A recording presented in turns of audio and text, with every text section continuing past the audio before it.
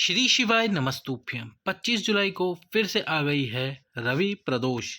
इस रवि प्रदोष के दिन किया जाने वाला विशेष उपाय जो कि आपकी विशेष मनोकामना को पूर्ण करेगा। कोई भी आपकी कामना क्यों ना हो, उसको पूर्ण करने के लिए आपको रवि प्रदोष के दिन ये कार्य करना होगा।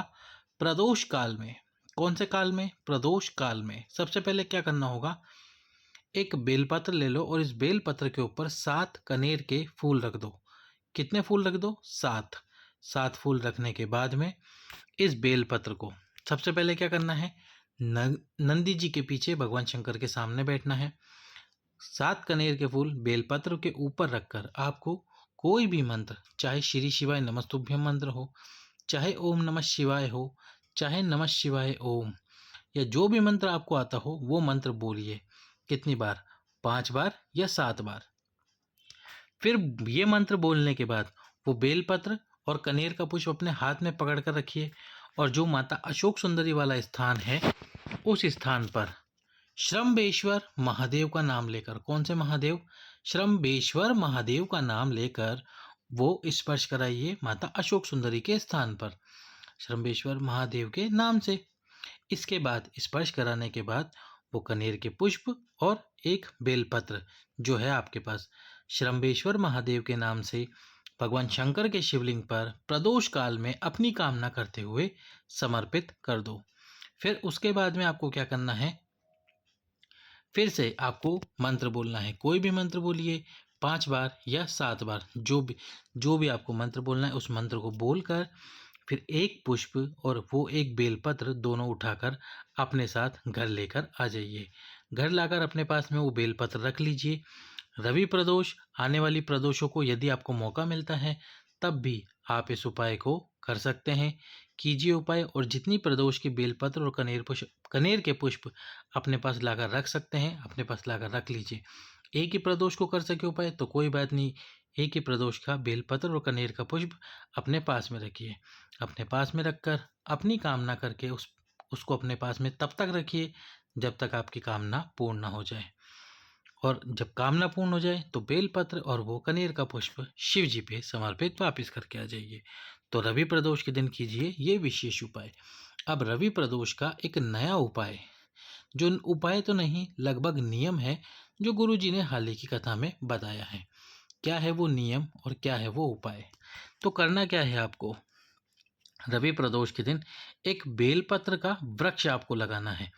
अब ये बेलपत्र का वृक्ष आप अपने घर पे, यदि गार्डन है तो वहाँ लगा सकते हैं। घर में गार्डन नहीं है तो किसी गमले में, किसी बड़े गमले के अंदर आप उस वृक्ष को लगा सकते हैं।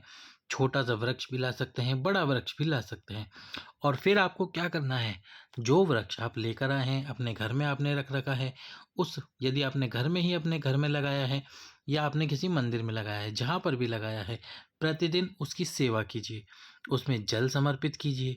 और यदि हो सके तो जो जल आप समर्पित कर रहे हैं उस जल में थोड़ा सा लाल चंदन मिला लीजिए और एक चावल का दाना डाल लीजिए कलश में लेकर, और अपनी कामना करके उस बेलपत्र के वृक्ष में आप वो लाल चंदन वाला जल और चावल समर्पित कीजिए। प्रतिदिन एक दीपक उस बेलपत्री के वृक्ष के नीचे प्रज्वलित जरूर करें। चाहे तो आप बात केवल गीली कर ले और गीली कर कर घी में प्रज्वलित कर दीजिए। यदि संतान कामना वंश वृद्धि के लिए करना चाहते हैं तो लंबी बात का इस्तेमाल करें, और यदि और कोई आपका उपाय है और कोई आपकी कामना है तो उसके लिए आप गोल बात का इस्तेमाल करें।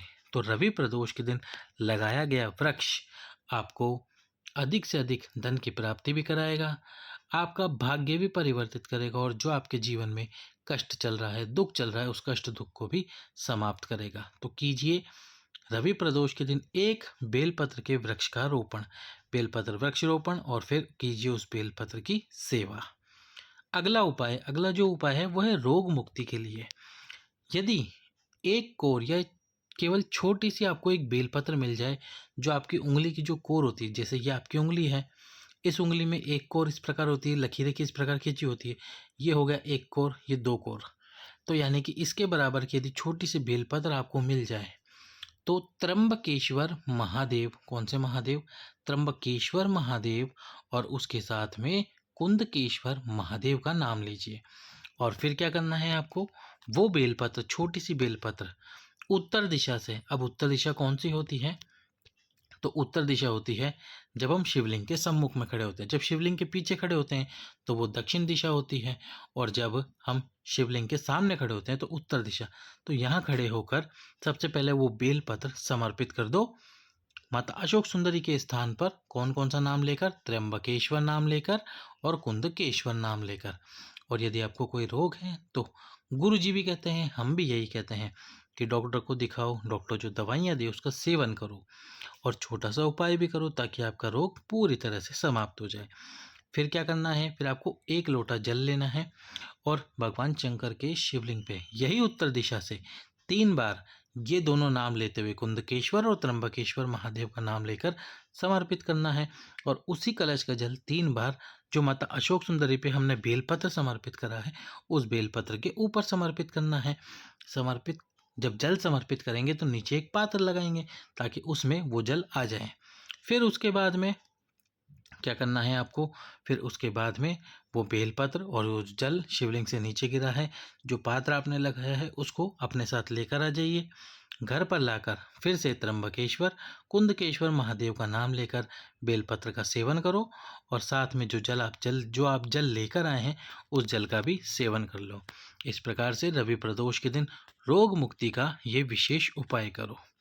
अब विशेष मनोकामना पूर्ति के लिए प्रदोष के दिन यानी रवि प्रदोष के दिन किया जाने वाला विशेष उपाय। 3 स्थान पर बेलपत्र जरूर समर्पित करें रवि प्रदोष के दिन। 1 लोटा जल और 3 बेलपत्र। कौन कौन से स्थान है वो 3 जहाँ पर आपको बेलपत्र समर्पित करनी चाहिए? पहला है माता अशोक सुंदरी का स्थान, बेलपत्र की डंडी भगवान शंकर के चरणों की तरफ। दूसरा है शिवलिंग में ठीक विपरीत स्थान। कौन सा स्थान? ठीक विपरीत।